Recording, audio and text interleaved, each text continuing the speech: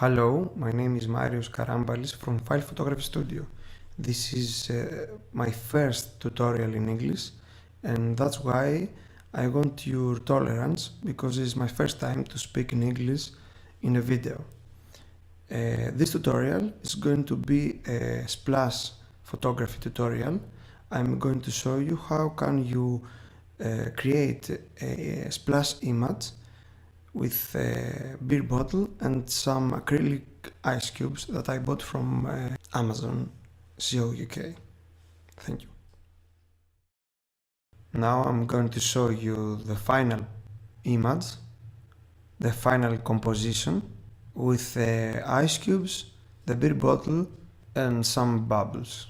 After the shoot video, I'm going to show you a small video with the final PSD image with all the layers I'm using to create this outcome. For this tutorial I'm using my tripod 058B for Manfrotto and a Manfrotto holder 183 which supports up to 20 kilograms of weight. I'm using also a small fish tank aquarium which is almost 40 centimeters wide and 25 centimeters width. I'm going to fill it with water until in the middle, and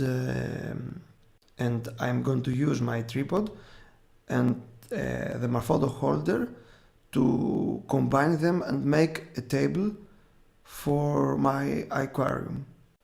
Then I'm going to use some scene stands and plexiglass to create a white background and to diffuse the light.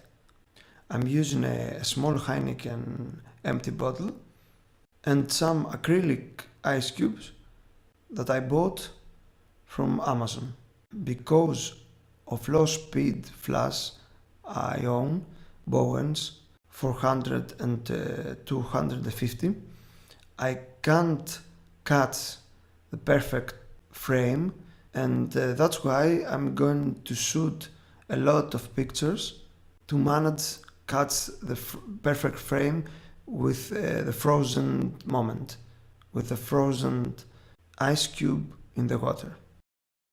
First of all, I'm going to clean the aquarium inside and outside. I'm wearing white gloves to prevent to stamp the clear glass with my fingers, and I'm cleaning very thoroughly everywhere to remove the dust and anything else. Then I'm going to hang the small beer bottle with a dental floss. I'm using dental floss because it is white and it is available everywhere, and then you can easily remove it with Photoshop, and because it's flexible and it's absorb the shakes from the bottle when I'm going to shoot the splashes.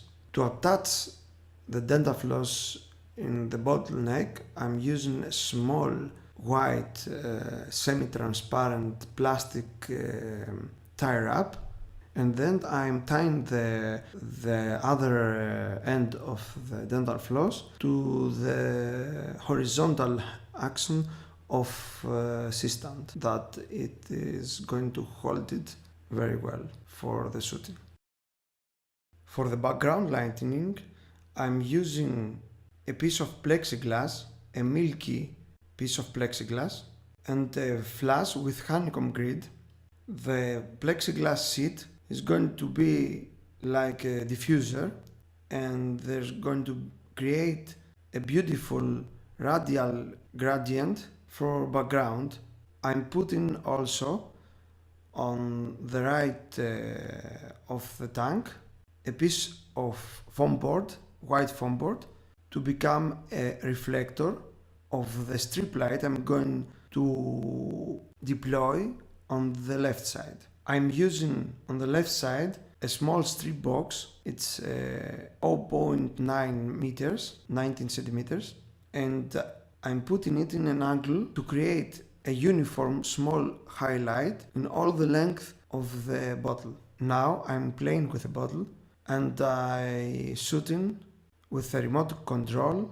After I shoot the bottle, I am colorize the water with 2 or 3 drops of blue food coloring product for create the turquoise color for the final image. Now I'm using a small sheet of transparent plexiglass to create waves and splashes inside the tank. It is difficult to catch the moment with these flashes because these models has only speed of t 0.5 1,000 of a second. That's translate of t 0.1 only 1 of the 300. It's very slow for liquid photography, but that's why I'm shooting over 100 frames to catch the moment. Because I saw that the first shoot with the bottle, it was not so good and it is motion blurred. I decided to shoot separate the bottle and then placed in a layer in the final composition. That's why now I have removed